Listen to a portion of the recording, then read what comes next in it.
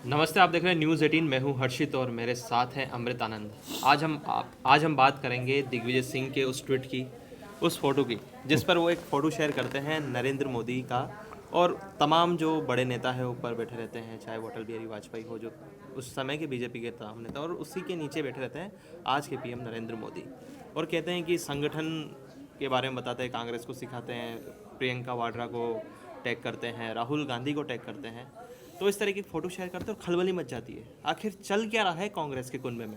देखिए, कांग्रेस के कुनबे में साफ साफ चल रहा है कि उनको जरूरत अभी क्या है, एक ऐसे संगठन की जो कि सबको एक साथ एक रोड मैप पर ले आए।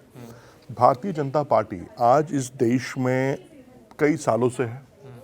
ये पार्टी 2 सीटों से शुरू हुई थी और आज ये पार्टी ऐसी पहुंच चुकी है जहां पर सारे विपक्ष एक तरफ और भारतीय जनता पार्टी एक तरफ। इसमें 2 चीज़ें हैं जो समझने वाली चीज़ें हैं, बहुत दिमाग लगाने की ज़रूरत नहीं है।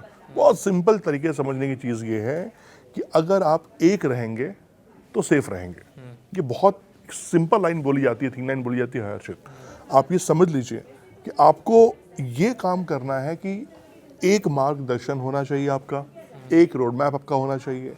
आपको क्या करना है, किस तरह की विचारधारा के साथ काम करना है, क्या थॉट प्रोसेस होना चाहिए, उसकी प्लानिंग होती है। भारतीय जनता पार्टी में जो सबसे अच्छी बात ये रही है, देखिए, किसी का फैन होना किसी का ना होना वो अलग चीज़ है, लेकिन जो चीज़ अच्छी है वो आप अगर डिजर्व करते हैं, आप चीज़ें लेते हैं। यही दिग्विजय ने कहा। दिग्विजय सिंह का जो ट्वीट था उसमें उन्होंने ये समझाना चाहा था उस फोटो के माध्यम से कि ये जो तस्वीर है ये भारत के वर्तमान की भी थी, भविष्य की भी थी। उसमें कई बड़े नेता थे, आज के प्रधानमंत्री माननीय श्री नरेंद्र मोदी जी भी हैं, उसमें हैं।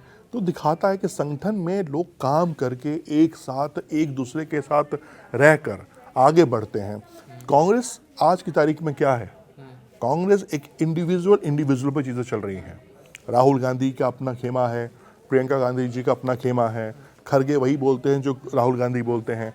दिग्विजय सिंह देव का आप देख लीजिए, उन्होंने जो एक बात कही, आप देख लीजिए कि आज मुझे लगता है कि बहुत दिनों के बाद शशि थरूर उस मीटिंग में शामिल हुए थे। पिछले 3-4 मीटिंग मुझे याद है जिसमें शशि थरूर थे ही नहीं। जब तक एक डिसिप्लिन किसी भी संगठन में नहीं होगा, वो पार्टी हो या कोई भी संस्था हो, वो नहीं चल पाएगी और ना ही जो आपका मोटिव है वो पूरा हो पाएगा। एक बार अमृत, अभी की बात नहीं है तो दिग्विजय सिंह को भी नया है, उससे पहले बात करूँ गुलाम नबी आज़ाद की, या उससे पहले मनीष तिवारी हो या शशि थरूर हो। एक इनका संगठन भी बना था G20 के नाम से, G23। तो जो तमाम नेता, जो एक गुट बना था कि कांग्रेस में अब संगठन को लेकर थोड़ा सीरियस होने की ज़रूरत है। राहुल गांधी को भी सीख दी गई थी कि नहीं, संगठन ऐसे नहीं चलता। लेकिन मुझे एक चीज़ याद आ रही है कि नए किरदार आते जा रहे हैं, लेकिन नाटक पुराना चल रहा है कांग्रेस के अंदर। देखिए, कहते हैं ना, जमीन से अगर आप थोड़ा सा ऊपर उठ जाते हैं ना, जिस नेता ने या जिस नेता की पार्टी ने जमीन छोड़ा ना, वो फिर हवा में ही रहती पार्टी है। कांग्रेस के पीछे रीजन क्या हो गया है? आज भारतीय जनता पार्टी जो 2014 के बाद से शासन में आई, उसके बाद देखिए किस तरह से क्षेत्रीय राजनीति को उन्होंने बदला है, किस तरह का उन्होंने ध्रुवीकरण किया है। इस बात को मैं इसलिए कह पा रहा हूं क्योंकि आप एक सिंपल आदमी, इसमें बहुत दिमाग लगाने की जरूरत नहीं है।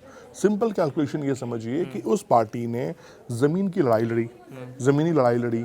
उन्होंने 2G के खिलाफ हो, महंगाई के खिलाफ हो, नोट के खिलाफ हो, डॉलर के खिलाफ हो, जो भी थी बात, वो जनता के बीच में गए, जनता की लड़ाई लड़ी और जनता ने उन पर विश्वास किया। कांग्रेस आजकल क्या हो गया है कि सोशल मीडिया, इंस्टाग्राम की लड़ाई लड़ रहे हैं। राहुल गांधी को छोड़कर मुझे संगठन में ऐसे अपने नेताओं का नाम बताइए जो राहुल गांधी पद यात्रा निकालते हैं। भारत जोड़ो यात्रा निकाला उन्होंने, बिहार में वोट चोरी जागरूकता यात्रा निकाला उन्होंने, लेकिन उसमें जो बाकी अदर लीडर्स हैं वो क्या कर रहे हैं? अमृत, मैं एक बात पे रोकना चाहता हूँ आपको कि अभी जब राहुल गांधी जर्मनी गए थे, तो जब वो जर्मनी जा रहे थे, संसद का विंटर सेशन चल रहा था, तो कुछ कांग्रेस के सीनियर नेताओं ने उन्हें सलाह दी या कहा कि आप अभी विदेश मत जाइए। तो राहुल गांधी ने उन्हें टोका। अब किसकी हिम्मत है कि राहुल गांधी के सामने कुछ बोल दे? कहा कि ये मेरे पर्सनल लाइफ है, मुझे छुट्टी, आप भी तो कुछ करिए। उन्होंने नेताओं को, जो सीनियर नेता थे, कि आप भी तो कुछ करिए ना संगठन के लिए, या सिर्फ मैं ही करूँगा। फिर वो विदेश चले जाते हैं। इस तरह की बातें भी आई है। देखो, ये एक अलग मैटर हो जाता है यहाँ पर, लेकिन राहुल गांधी को समझना पड़ेगा कि उनकी जो राजनीति है, जो वो फाइट कर रहे हैं, किसके अगेंस्ट कर रहे हैं। कई बार क्या होता है ना कि आप अपनी लड़ाई नहीं लड़ रहे हैं, आप जिन लोगों से लड़ाई लड़ रहे हैं ना, वो लोग बहुत स्ट्रांग लोग हैं, वो लोग 24 घंटे काम करने वाले हैं। आपके 12 घंटे, 13 घंटे, 4 घंटे, 5 घंटे की लड़ाई से नहीं चलेगा फाइट। अगर वो 12 घंटे काम कर रहे तो आपको 24 घंटे काम करना पड़ेगा उनको जीतने के लिए। और ये कोई एक दिन 2 दिन में चमत्कार नहीं होगा, आपको कई साल करना पड़ेगा। राहुल गांधी जी ने एक बात जो कही कि मैं सारे काम मैं करूं, बिल्कुल सटीक बात है यार।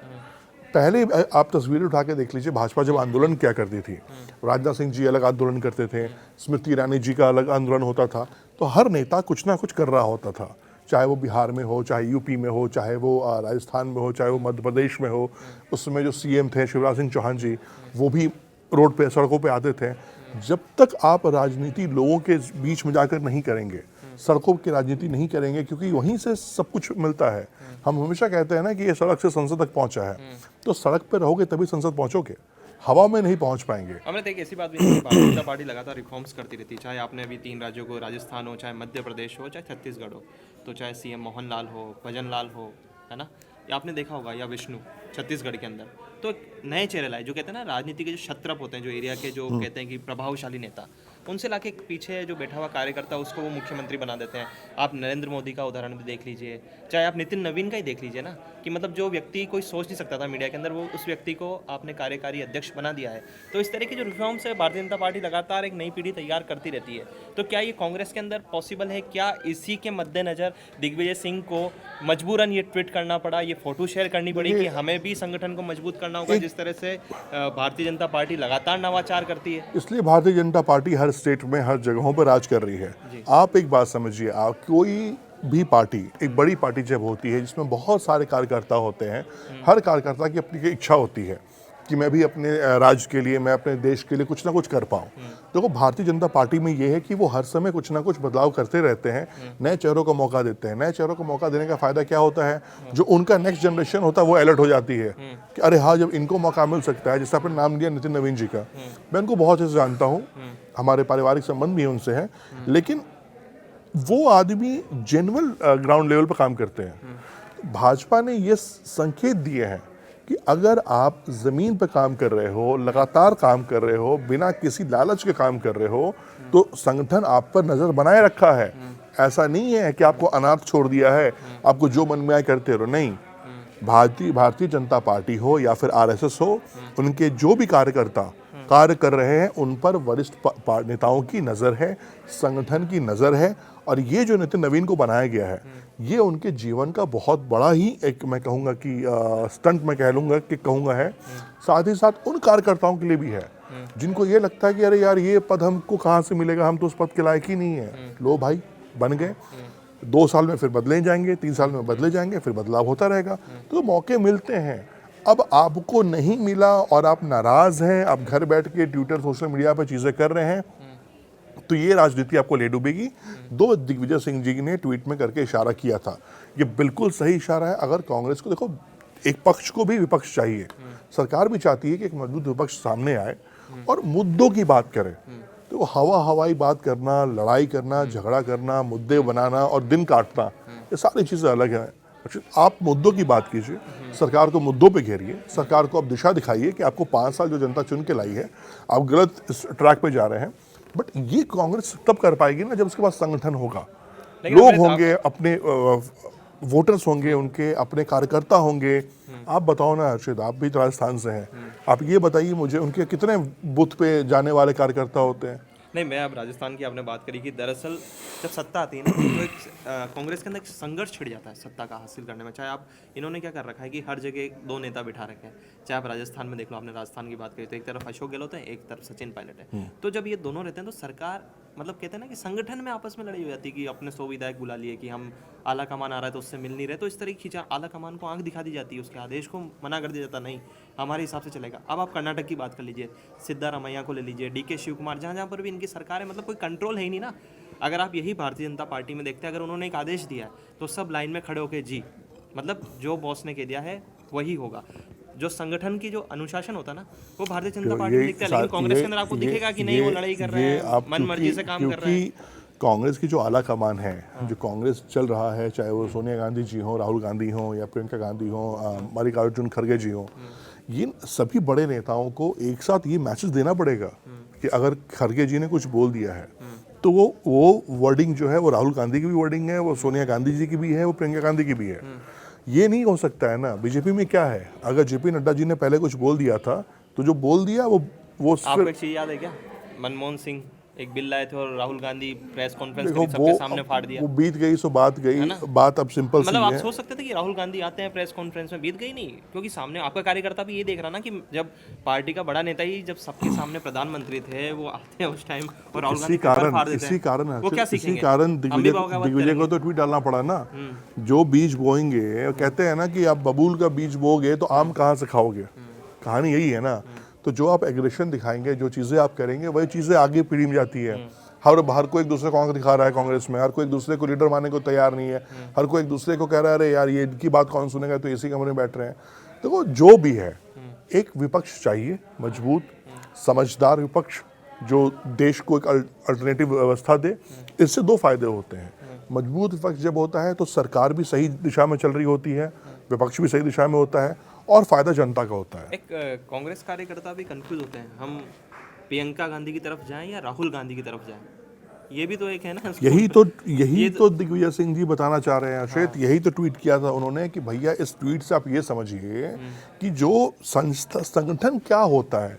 उन्होंने ये उनका मकसद जो भी था, उन्होंने कहा, क्लियर कहा कि मैं मोदी की तारीफ नहीं करता हूं, मैं आरएसएस की तारीफ नहीं कर रहा हूं। उस तस्वीर को दिखाकर वो कांग्रेस को ही बताना चाह रहे हैं कि भाई ये होती है बुनियाद, ये होते हैं संगठन, इस तरह से चलता है। यानी एक पिलर बनता है, उसके नीचे लोग होते हैं, एक दूसरे को नहीं काट रहे होते हैं, एक दूसरे को सपोर्ट कर रहे होते हैं। तो परिवार में देखो, परिवार में हर बर्तन, जितने बर्तन होते हैं, बर्तन बचते हैं। बट अर्चित, आपको ये समझना होगा कि दिग्विजय सिंह देव का जो मैसेज है वो एक तमाचा है कांग्रेस पार्टी, कांग्रेस कमेटी, राहुल गांधी हो, सोनिया गांधी हो, प्रियंका गांधी हो, उन सबके चेहरे पे एक तमाचा है कि भाई आप इन तस्वीर को देख के सीखिए। यानी जिसकी खिलाफत आप करते चले आ रहे हैं आज तक, कांग्रेस पार्टी, उस तस्वीर को अगर दिखा रहे हैं दिग्विजय सिंह, तो मतलब आप ये समझ लीजिए कि कांग्रेस पार्टी इंटरनली कितना डैमेज हो चुकी है, इंटरनली कितना पटरी से उतर चुकी है। अमृत, एक बात बताता हूँ कि जब नॉर्थ ईस्ट में जब भारतीय जनता पार्टी मजबूत हो रही थी तो इन्होंने प्रभारी भेजे थे, प्रभारी यहाँ से भेजे थे। तो कुछ प्रभारी ऐसे थे कि छुट्टी मनाने चले गए फार्म हाउस में, जबकि कांग्रेस उस टाइम वहाँ मजबूत थी। वहीं जो बीजेपी के प्रभारी थे उन्होंने कांग्रेस के विधायकों को अपने पाले में लिया है। ये शोहरत है, इनके प्रभारी भी ऐसे ही हैं। और आपने एक वाक्य सुना होगा, हेमंत विश्व शर्मा ने बताया था कि जब मैं राहुल गांधी के पास गया था तो कुत्ते को बिस्किट खिला रहे थे। तो मतलब इस तरह की घटना हमेशा हर 1-2 साल में आपको सुनने को मिल जाती है। कभी दिग्विजय आ जाते हैं, कभी हेमंत विश्व शर्मा, ये अलग चीज है कि आप किसी को कुछ खिला रहे हैं, पिला रहे से कुछ फर्क नहीं पड़ता है। सबका टारगेट तो एक ही है ना, आला कमान। तो बात तो वही क्लियर कट आ रही है ना बात की भैया अब कोई क्षमा कर रहा है राहुल गांधी, कोई कह रहा है प्रियंका गांधी। देखो बात कुछ भी हो, बात ये कांग्रेस को समझना है, ठीक है। हम कोई कांग्रेस के एडवाइजरी कमेटी बैठे हुए नहीं है भाई। हमें एक अच्छा विपक्ष चाहिए ताकि वो सरकार को बात पे रोक सके, समझा सके। और सरकार, एक अच्छा विपक्ष होता है, सरकार भी अच्छा काम करती है, तो भला जनता का होना चाहिए। वो तस्वीर दिग्विजय ने जो ट्वीट किया था, जो समझाने की कोशिश की थी, वो था तमाचा कांग्रेस के ऊपर, उनके कार्यकर्ताओं के और जो संगठन के बड़े लीडर्स हैं उनके ऊपर एक तमाचा था। और इससे ज़्यादा कुछ नहीं था कि भाई अगर देश में राजनीति करनी है आज की तारीख में तो आपको ये तस्वीर देखकर बहुत कुछ सीखना, बहुत कुछ बदलना ज़रूरी है। अदरवाइज जो आप कर रहे हो तो उसका रिजल्ट आपके सामने है। चलिए, कांग्रेस के वरिष्ठ नेता हैं जितने भी, वो लगातार कभी ट्वीट के माध्यम से, कभी बयानों के माध्यम से, वो कहीं ना कहीं जो कांग्रेस का आला कमान है उसे हमेशा सजग करने के लिए, मतलब कहीं ना कहीं एक तरह से कह सकते हैं कि उन्हें जगाने के लिए कभी ट्वीट कर देते हैं, कभी बयान दे देते हैं। लेकिन इस तरह की जो बयान और ट्वीट लगातार सामने आ रहा है, फिलहाल जो ये ट्वीट किया है वो दिग्विजय सिंह ने किया है। उन्होंने भी आरोप लगाया कि अभी फिलहाल कांग्रेस में कुछ भी सही नहीं चल रहा है, क्योंकि कार्यकर्ता भी कन्फ्यूज़ है कि हम जाए कहाँ। इस तरह की खबरें देखने के लिए आप देखते रहिए News 18।